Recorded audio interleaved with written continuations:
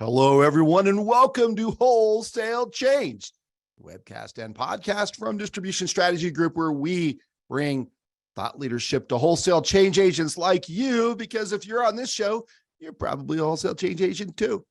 Hey, we have one of my favorite people in the whole industry on today.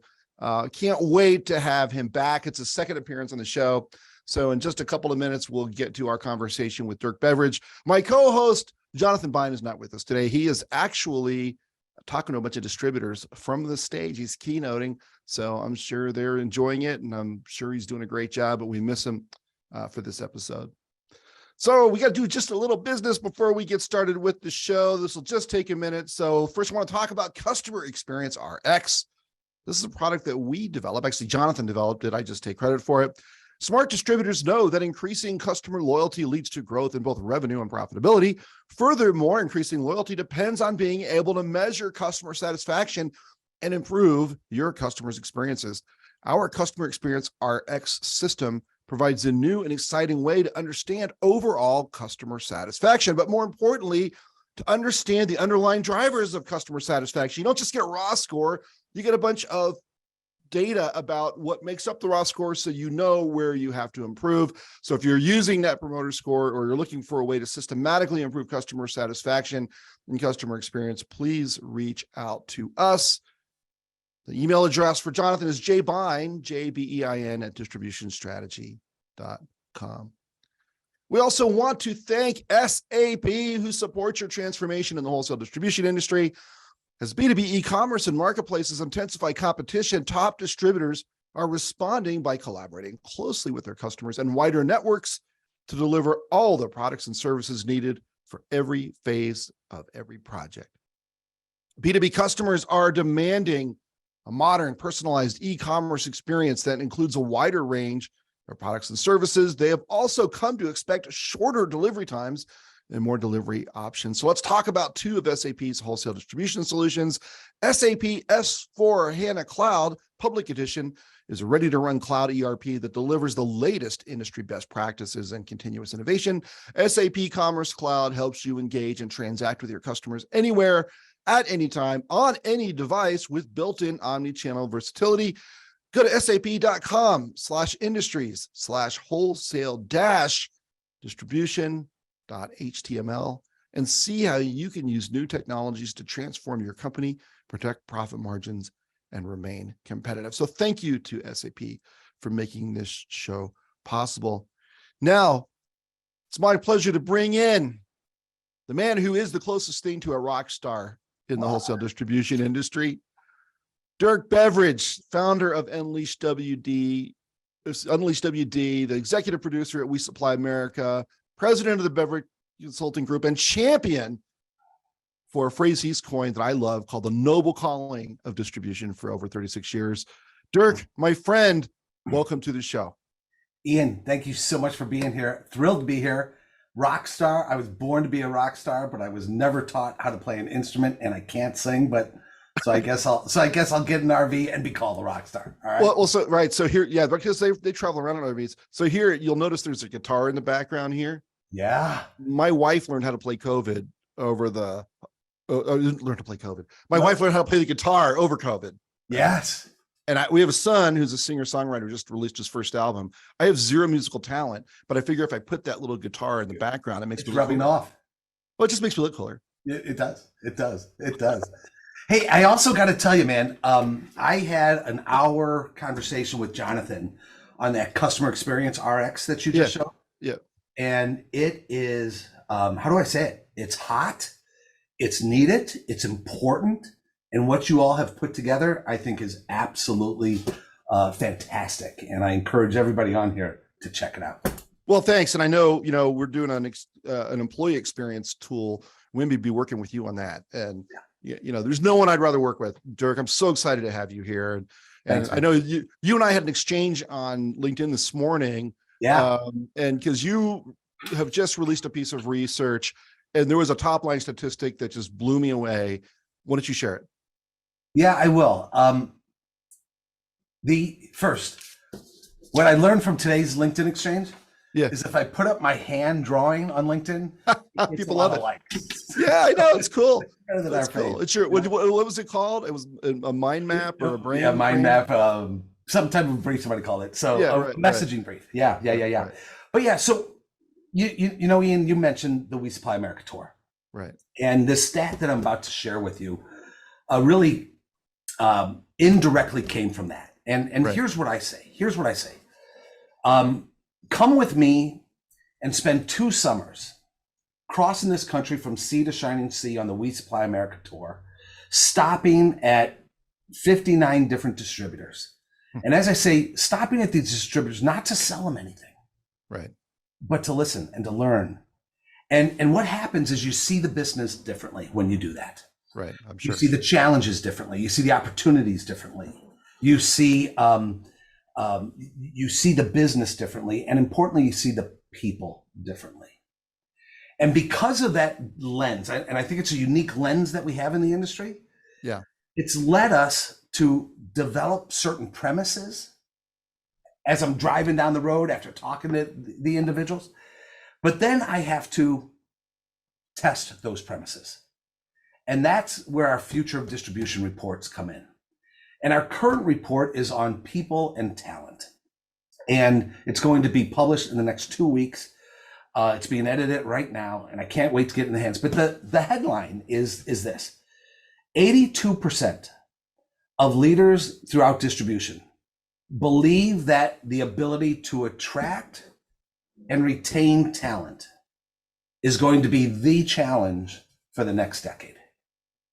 Isn't that incredible? It's not the economy. It's not interest rates. It's not, It's not technology. No, right. It's getting the right talent. And what I'll say is everything you mentioned is a challenge, right? Yeah, sure. Right. So let's just make sure that we raise this people and talent to the top, because it really hasn't been the focus for quite a while. And I'm just going to share this picture because this is of you with your RV. So for the podcast listeners, I'm showing a picture from Dirk's visit to Dakota Supply Group. Was this last year? We actually stopped at DSG both years, and I think that was last year. And I see Paul Kennedy on today. So hi, Paul. Yeah, welcome. Thank you for having us. There's a freebie for you, Paul. No, that's great. So yeah, this is a cool photo. I love the RV, and it is very rock star like we talked about. Well, I don't know. But it's great. And, we've had a chance to learn so much from Paul Kennedy and the entire team at DSG, and, being an employee owned company, the way they look at their people and their culture is really unique. A lot of lessons there. And by the way, Melissa Lunick is going to be one of our speakers at our HR summit. So I'm really excited about it. Okay. So I'll ask you about that in a second, but first of all, yeah, I agree. Dakota Supply Group's got a special culture, and Paul's a fantastic leader, and that's where, that's he's taken them to new heights. But so you've learned this thing about people being the biggest challenge for the next decade, which is really a big insight. That you got that from the tour that you've been on. You visited all these distributors, which, as you and I agree, are among the best employers in America, right? Go ahead. And you're going to you're turning these lessons to an HR summit. So why don't you tell us about that? Yeah. So we have this HR summit because I believe people and talent is absolutely critical. It's April 27th, 28th, down in Nashville. I've got an amazing lineup of CEOs who have a people first take on culture. So they're going to tell us about that. I've got HR experts or leaders like Melissa Lunick, the Chief Culture Officer, Officer at DSG. And I've got some people from outside of the industry to open our mind. And it really is going to be a phenomenal 2 days. We got some surprises. I've been wanting to do something for over 10 years. On Thursday night, Ian, oh my God, we're going to blow people's minds. Nobody will know until we get off the bus. We're going to get on a bus. But anyway. Oh, man. So that's April 27th, 28th. You're teasing us. Yeah, I am teasing because it's going to be an amazing 2 days of learning, but not more importantly, in the evening event, it's going to be a game changer. Yeah. So I know you only have a few seats left, but I can't recommend this event highly enough. And I don't have a financial stake in this. I'm just saying, if you are interested in the number one issue over the next decade for distributors, which is talent, you need to go sign up for Dirk's event. Where do they go to sign up for that? Yeah, HR Summit. Yeah, so So tell the you what, URL is events.unleashwd.com/HR summit. All right, got it. Okay. All right, I'm going to put that in the chat. I got it right here. All right. So let's get to this, if you don't mind, Ian. Let's get to this 82% and the things we're seeing. And can we banter on that? Go ahead. Yep. Yeah, thanks. So, as a result of, spending that time crossing the country, people and talent is really becoming my calling, quite frankly. Mm. And so we've done this future distribution research. I shared with you 82% of leaders are saying attracting and retaining talent is going to be the challenge for the next decade. So we got to ask ourselves why. Why is that? Right? And I think at the top of that is what I call the great redefinition. When you take a look at the external forces, the internal forces, and people forces that are converging right now, everything is being redefined, right? As a result of the demographic shifts, labor availability, technology, how work needs to be redesigned, the skills gap, inflation, supply, wellness, all these things are converging and everything's being redefined, including how we lead going forward, including cultures that are going to be required to attract the talent we need for the next decade. And so we have to think different. In today's LinkedIn post that you and I shared, I think I used the words, we can't accept the status quo anymore. Right. We have to think differently. And honestly, I think I see a lot of regurgitating of the same old talent strategies as in the past. And we have to think deeper and harder. And that's what I plan to do with this future of distribution report that's about to come out. And what I'd like to share on this. Yeah. So why don't you summarize for us, Dirk, what are the old strategies that are become outdated or the old approaches? And then, I know I have this, you have your sheet on top 10 human resource trends for distributors in 2023. So I want to get to that in a minute, but tell me what's outdated and what you're seeing that's just not the way to draw and develop talent anymore. So you mentioned, Ian, that you and I both believe that these distributors that we work with every day are great places for work. Yes, absolutely. I'll take it maybe a step further, and coming off the We Supply America tour, I have this fundamental belief that independent, family-owned, employee-owned distribution businesses are perfectly positioned to win the war on talent. So everybody listening to this, I'd like to ask you to pause and soak that in.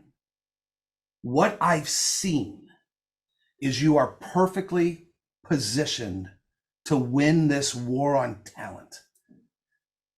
But three things, Ian. Number one, we don't believe it. Yep. We've convinced ourselves we can't compete against the benefits that Amazon or others provide, or the pay scale that they provide. We've convinced ourselves that because we're a family-owned business or smaller business, there's not the upward mobility in our businesses, right? So we've convinced ourselves that we can't compete. I think we're wrong. Or it's not sexy. Or it's not sexy. Right. And we've convinced ourselves of that. Right. And you know what I feel on that. Yeah, no, I've heard you say it. I completely agree. And in our prep call, I mentioned that when my last executive job, I was VP of marketing for Whitecap Construction Supply. It was part of HD Supply at the time.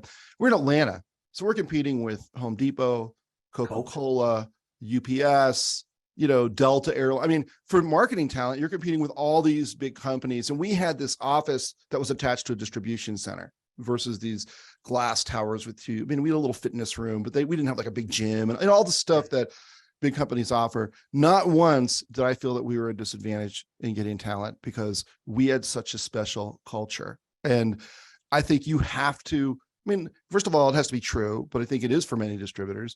But you do have to believe it, and you have to tell the story, and you have to make your prospects believe it. And you have to go after top talent and believe you can hire them. Without question, man. And you hit it, and maybe we'll talk about it a little bit more later. It starts with mindset.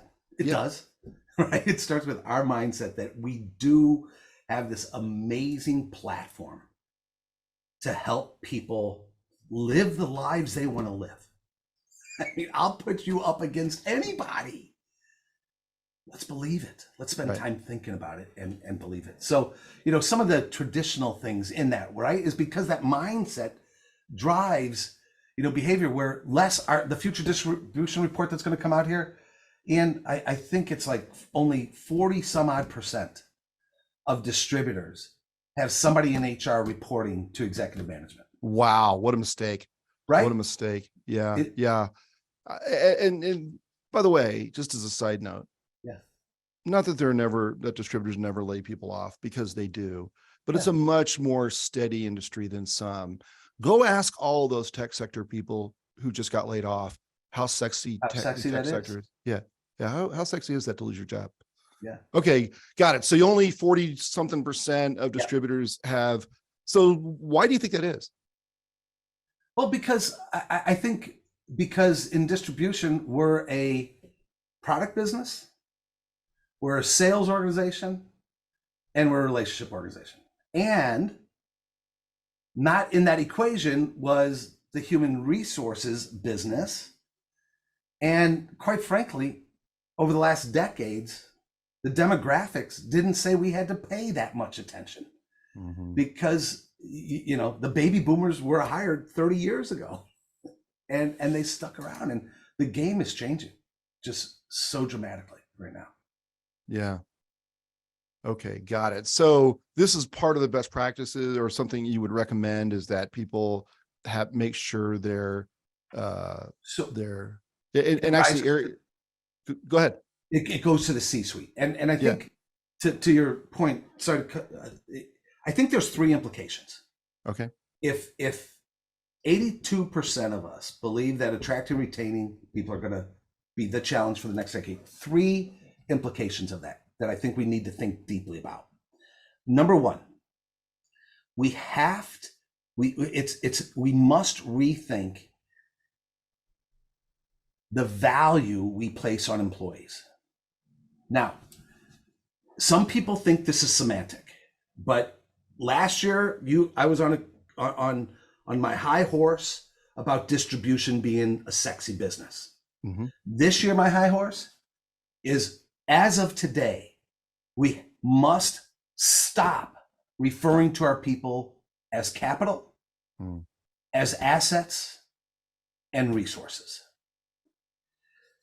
When we have that paradigm that our people are assets or resources, we use them in different ways than if we see the humanity in them and we talk about the humanity of them. I recommend, so we got to rethink this terminology and the value we place. And what I would suggest to everybody, after thinking it through, because it's not an easy answer, rather than calling our people our greatest asset, I think they're your greatest strength. They're your greatest strength. Yeah. And that's going to drive a lot of things. So let me go with the other 2, and let's talk about anyone you want. The second implication is we must embrace the changing needs of our employees. 87% of us believe that the needs of our employees have significantly changed.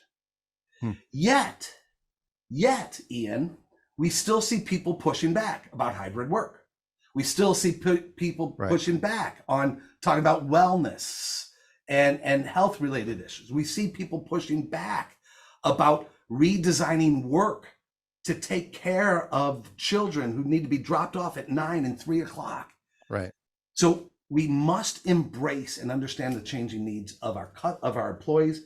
And then the third implication is we have to rethink, we have to reimagine our employee value proposition. And 89% of us in distribution, this report we're about to come out, agree that our employee value proposition was built for yesterday. Going forward in this age of the great redefinition, we have to rethink our employee value proposition going forward. Right. So those 3 implications, I think. Yeah, no, that's great. We got a couple of comments from the audience I want to toss in the mix here. Please. So Eric has 2 comments. Many people still think of HR as tactical instead of strategic, and HR needs to be a strategic partner teamed with the CEO. And based on what you've said, it needs to be called something other than HR. Yeah. So I want to come back to that in a minute. And then Ron is a dear longtime friend of mine who I worked with at Grainger for a long time, Dirk. Says, I agree 100% about creating the culture to attract and retain talent. I faced it when I created multiple .coms inside of Grainger, and many of the team were recruited and stayed because they felt like they were part of something special. Leadership and being visible makes a difference. So what do you see in terms of leadership objectives in your travel? So let's transition from what you just talked about into, maybe how do you lead in the future? Right. Yeah. And I also want to say you're about to publish all this research, right? We are. Yeah. In a couple of weeks. And if somebody wants it, if they could just put in the word report, we'll make sure that you get it. We're editing it right now. It should be out within the next 2 weeks. Okay. Right. So just go and chat, make sure your name is there. It's convenient if you put your email in there, just type the word report, and we'll make sure Dirk gets it so he can send the report to you. So go ahead, Dirk. So what was the question, Ian? So, okay. So what's the right leadership going forward? Right? Yeah. So for that, all right. So that's a big question. And I'm going to go back first to our future distribution report last fall, our first one. Our second one's being published in 2 weeks. Coming off of We Supply America, I had seasons 1. I had 2 fundamental premises, Ian. Premise number 1 was that the very nature of leadership is changing more rapidly than most of us realize. Mm-hmm. The art and science of leadership is changing more rapidly than most of us realize. And the second is that humanity is going to play a larger role in leadership going forward. And 93% of us agree that with that type of thinking. So you asked about leadership going forward. The lens I use for that is this. I believe leadership has gone through 4 phases, if you will. Right. The first phase is what I call controlling. This is when, quite frankly, this is how, a lot of us baby boomers were taught to lead. We were taught to lead by policing activities. That's right. Get your call reports in, right? Right. And like policing, legislating, using fear. If you don't get it done, man, you're out of here. Right. That led into the second phase of leadership, which is what I call managing. And we have to manage the day-to-day. Sure. We have to administer the business. That led into leadership, and that's all about vision and culture, if you will, and strategy, all still important. But I think going forward, there's a 4th phase of leadership that we need to talk about. Okay. And that's what I call the noble calling of leadership. Yeah. And this is about impact, it's about purpose, and it's about potential. Every individual who we look at not as an asset, but as a human being, they want to know that their work is meaningful, that it's making an impact. They want to know that they have the opportunity to grow and fulfill their God-given potential. Yeah. And so we have to rethink it, I believe, along those lines. And then that leads into this whole rethinking of the HR function as well. Yeah. So Elizabeth wants to know if their name change from HR is, if you think it's a good one. So they've changed HR. They've changed it to they're now calling it people operations. How do you feel about that? I think you're halfway there. Okay, go on. Can I say that? Yeah. Yeah. No, that's great. Yeah, I think you're halfway there. I love the focus on people. Yeah. Operations. You're making me think of a machine. It's, to me, it's more about, if we focus on the person, not as an operator, not as a piece of equipment or a machine, operations, I think we can do more to unleash that spirit within the individual to perform at high levels to drive maximum value and productivity for the business. But it's a people first. So I would recommend keep thinking. You're halfway there. Right. Maybe when we get to the end, I might suggest something that I was going to wait until the that's fine. Summit. Yeah, we'll tease it a little bit. We'll tease it a little bit. Yeah. But towards the end here. So I do have another idea. But keep going if there's more questions. I loved it. Did that help? Oh, What was yeah. Elizabeth? That was, let's see here. I think it was Elizabeth. Elizabeth, if that helped, let me know. Yeah, right. Let me know. Got Or if it. you, Okay.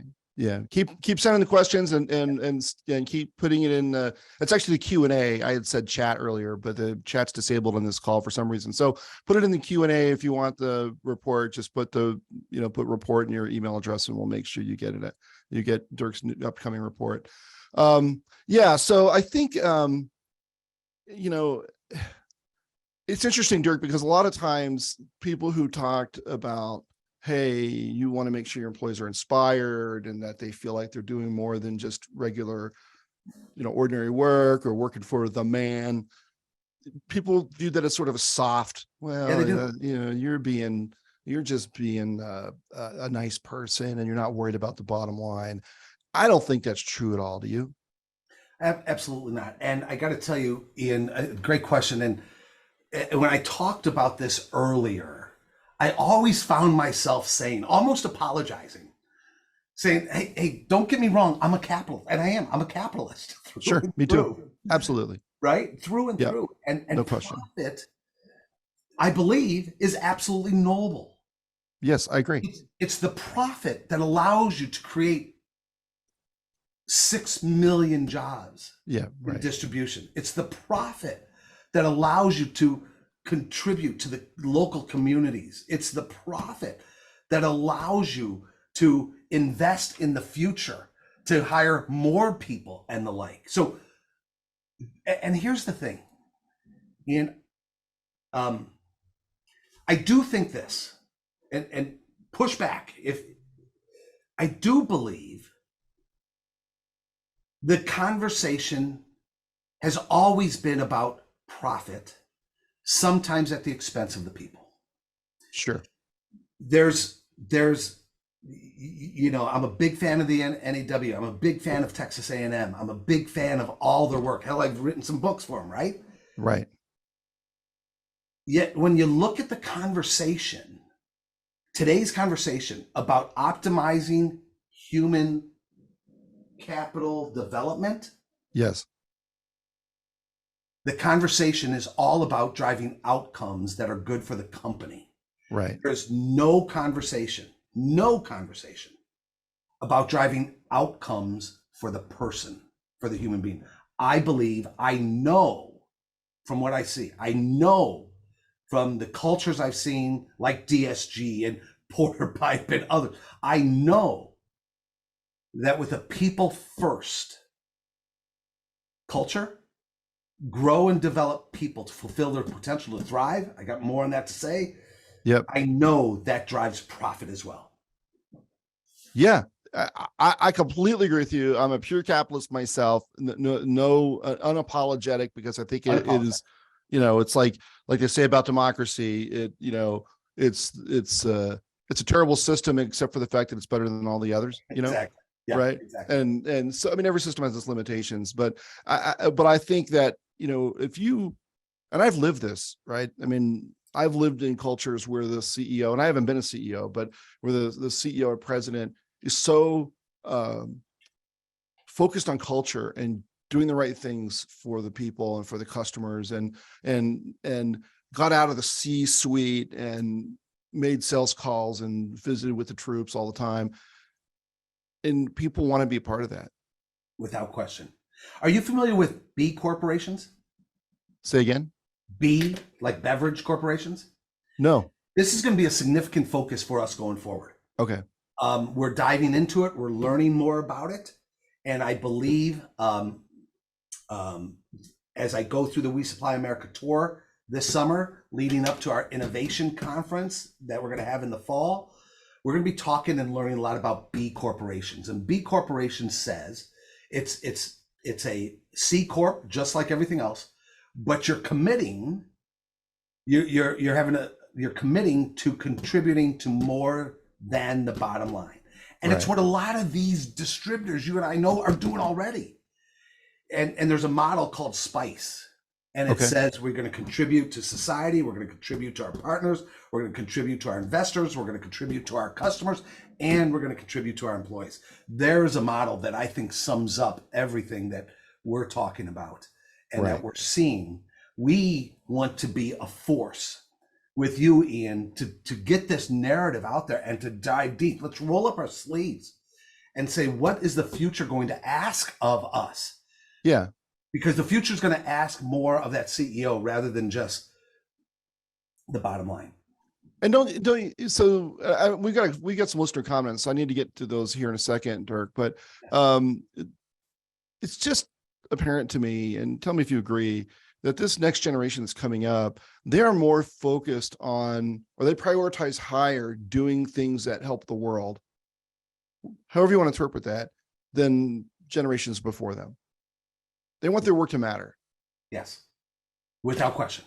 And some people might call that soft. I don't. I call it, what a great evolution of capitalism.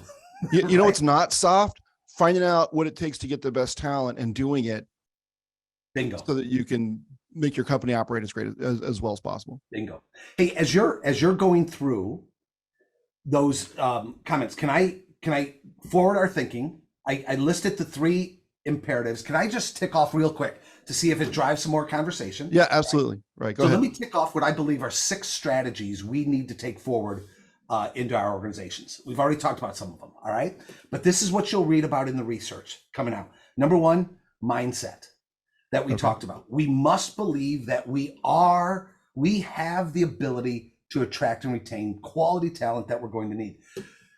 Ian, only 38% believe that we are positioned to win this talent challenge in front of us. Wow. Is that because they don't know how to do it, or they just haven't done it yet? Both, right? Because it's a status. Again, what did we say? We both said we're regurgitating a lot of the same stuff. Hey, right. We need drivers. Last year we offered a $10,000 bonus. This year we'll offer a $20,000 signing bonus. Right. So we have to think differently. Number 2, we said it. We must elevate HR to the C-suite. I see Paul Kennedy wrote in here, meeting our employees where they are at, or you put something else in there, Paul. Leadership has evolved and needs to be at the table, right next to the CEO. Paul, I agree. And 78% of us believe we have to elevate it. Right. Number 3,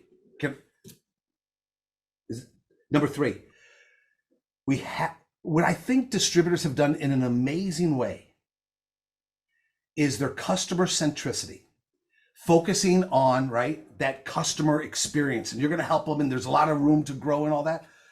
But what we have to do going forward is 88% of us believe that we have to prioritize the employee experience to the same degree that we prioritize the customer experience going forward. Yeah, it's funny because I've heard people ask the question, what's more important, right?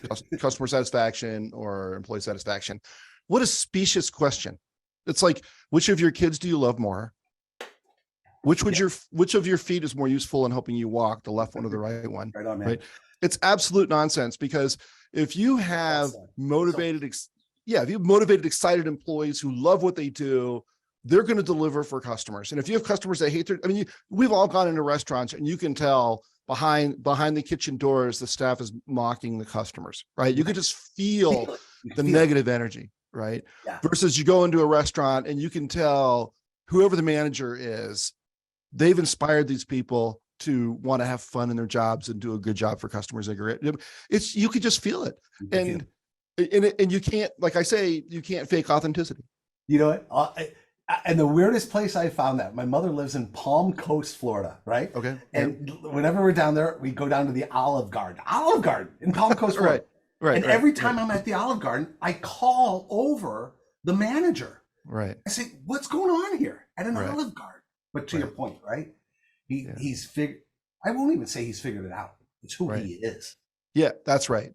It's who he is. It's not calculated. It's just a part of his and so to your point, I love what you said, the question, what's more important, customer experience or employee experience? It's a rotten question. Right. Same thing is, what's more important, profit or people? Same thing. Yeah, right. Same thing, right?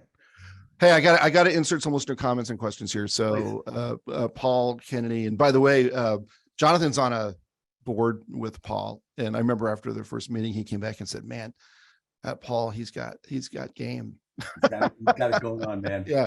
So Paul wrote, HR leadership has evolved and needs to be at the table right next to the CEO. This strategic alignment reinforces both internally and externally that our people are our greatest strength, as Dirk says. So, here's a top-notch CEO who's just, agreeing with what you're talking about. So this is a great question. This is from Sydney, Dirk. As an individual contributor and not a people leader, how can I encourage the higher ups to adopt this mindset? Tactically, how can I prevent turnover in my company? What a great question. Wow, what a great question. Taking ownership right there, right? Yeah, right. Exactly.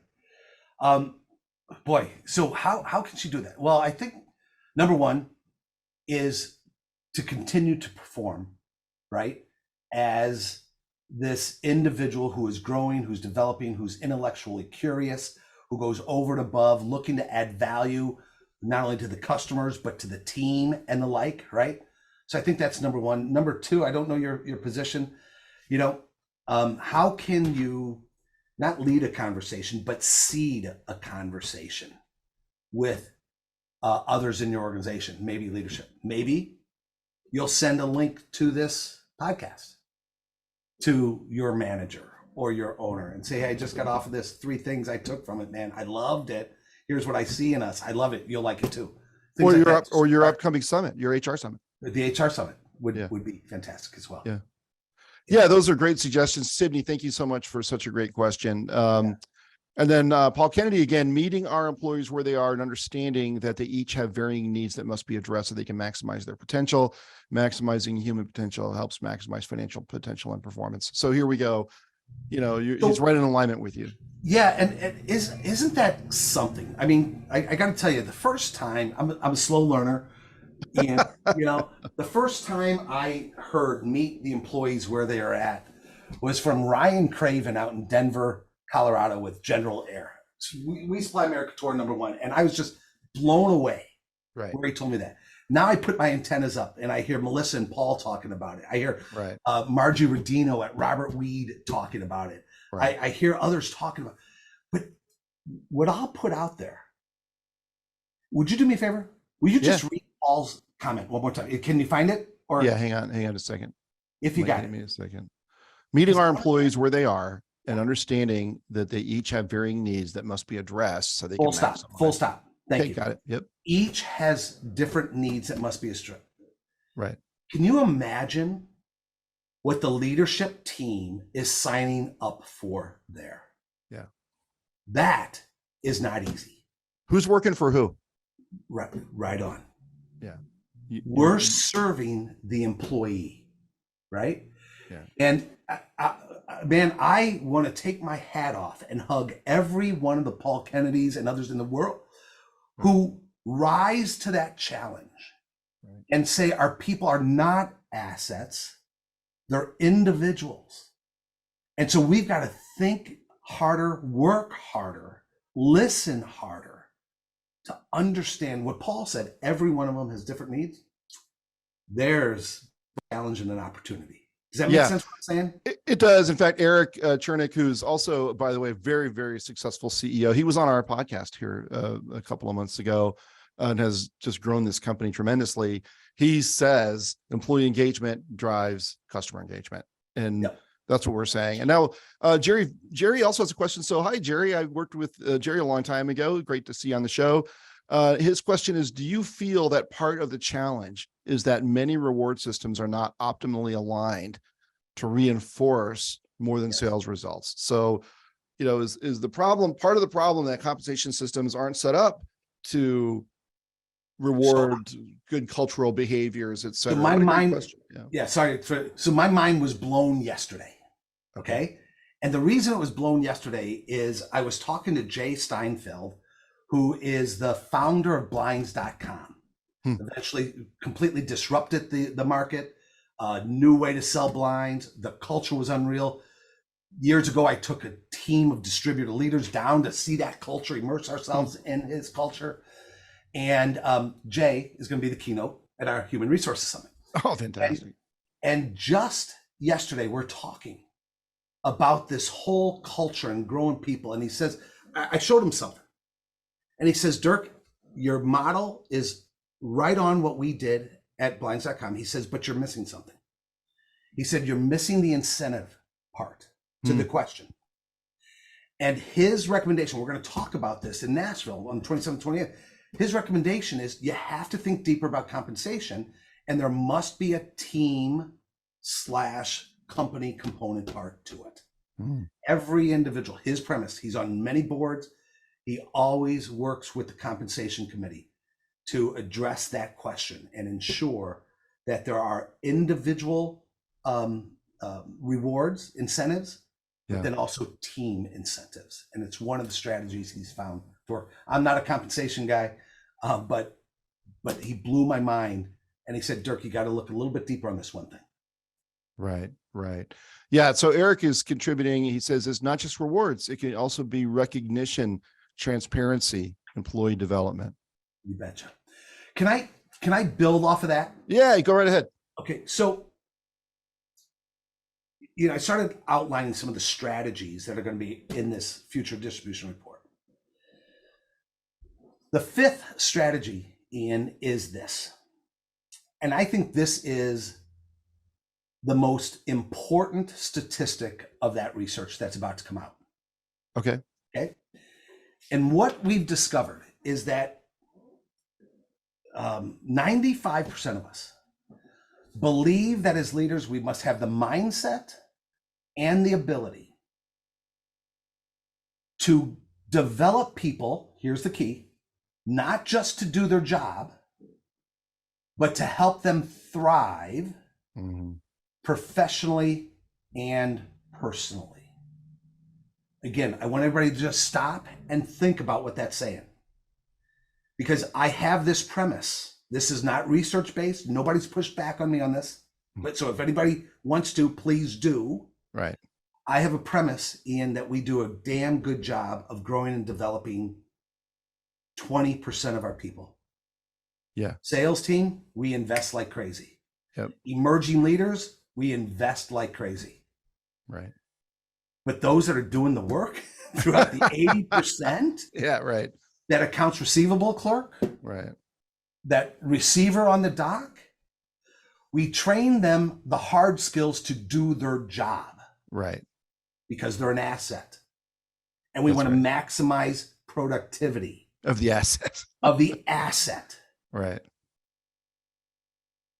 But what we're starting to see with this sea change of employees' needs, what people want, as you talked about, potential, impact. It's incumbent upon us to rethink our HR strategies to help these individuals, not 20%, right, 100% of our employees, right, to thrive professionally and personally. And we do that by helping them grow their potential. And we have this model that we call the potential equation that we think is pretty cool, that we're going to be talking really about. Okay, you're going to talk about that at the summit and all summer and the like.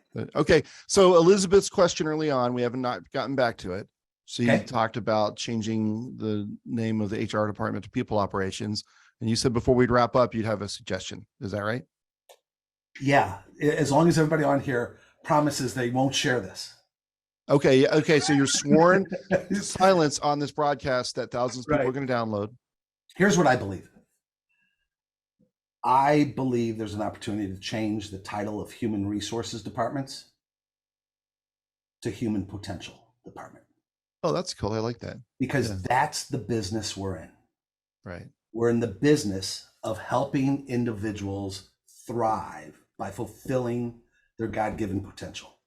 And here's what I discovered, what we've built out from all of this research and work. I call it the potential equation.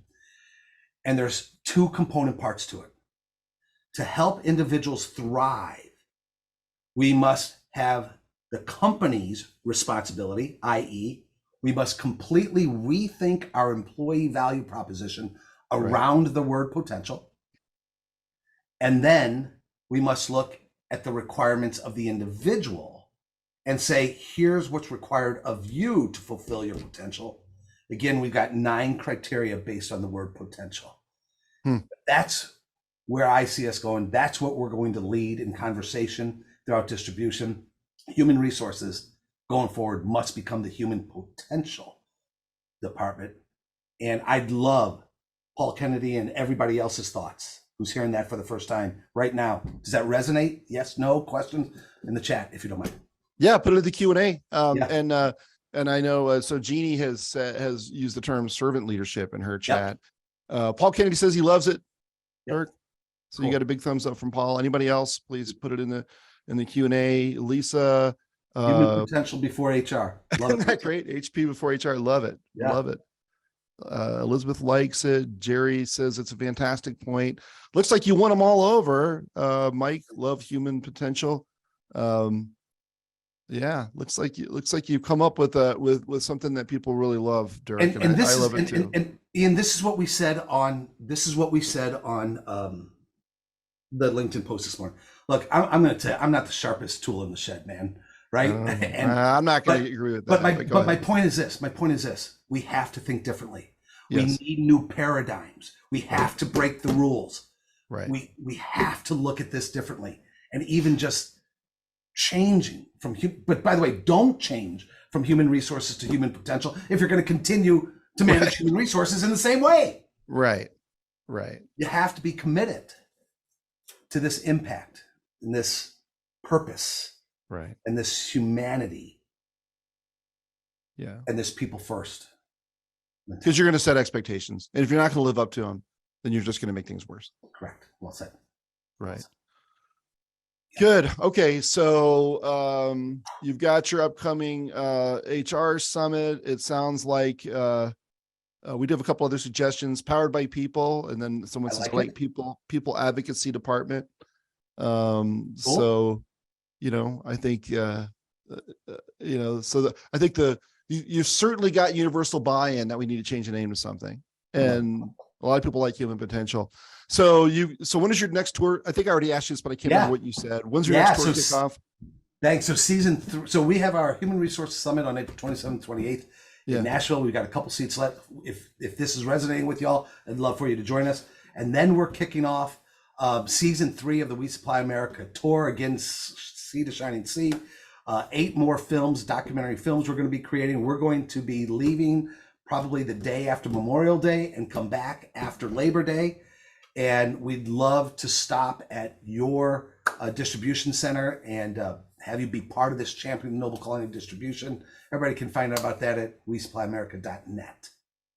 wesupplyamerica.net. Okay. So, and you're still looking for places to stop on your tour. So people should go to wesupplyamerica.net and send you a note. You bet. Okay. And man, I tell you, I don't know how you get everything done, Dirk. You're the most prolific person on LinkedIn that I'm connected to. I've got thousands and thousands of connections, and you're on there, and none of it is formulaic or cliche. I mean, it's like I can tell you're stopping at 11:30 at night while you're working on a project and going, I think I'll take a picture and share this on LinkedIn. And there it is. Or you're by the side of the road in your We Supply America RV. I don't know where you get the energy. I mean, any tips for the rest of us on how you remain as energized as you are? Well, it used to be Diet Coke. I stopped drinking Diet Coke 38 days ago. It used to be double IPAs.